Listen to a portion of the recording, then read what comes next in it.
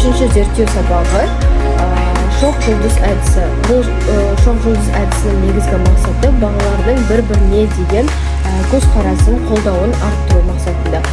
Бұл әдістің барысы балалар шеңберге тұрып, бір-бірінің қолынан ұстап, өзінің жақсы қасиеттері туралы айтады.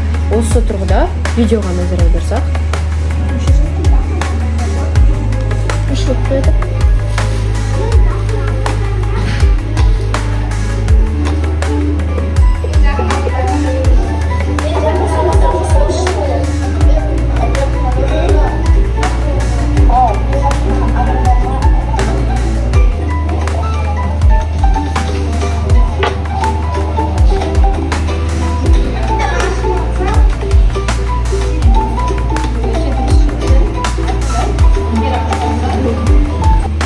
Осы әдістің нәтижесінде байқағандарыңыздай оқушылардың бір-біріне деген сенімділігі, қолдауы артады.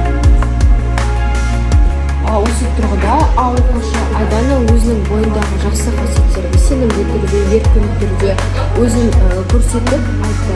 Ал Б деңгейінде оқушы Рамазан Исаның қолдауын басында ең алдында күтіп тұрып, одан кейін келесі әдісте өзін жақсы жағынан көрсетіп, өз эмоцияларын білдірді. С деңгейлі жаман күйге тоқталатын болса, ол да басында қысылып, достарына ұялып, даусын ақырын шығарғанымен, екінші әдісте ол өзін көрсетіп, даусын шығарып, барлық эмоциясымен өзін көрсетті. Жалпы алғанда бұл әдіс оқушылардың өзіне деген, бір-біріне деген қолдауын арттыру мақсатында жасалды. Осы үшінші зерттеу сабағының бізде қорытынды диаграммасы, яғни өзіңіздің таңдап алынған 3 критерий бойынша өзіңіздің бағалау, эмоционалдық тұрақтылық және әлеуметтік белсенділік.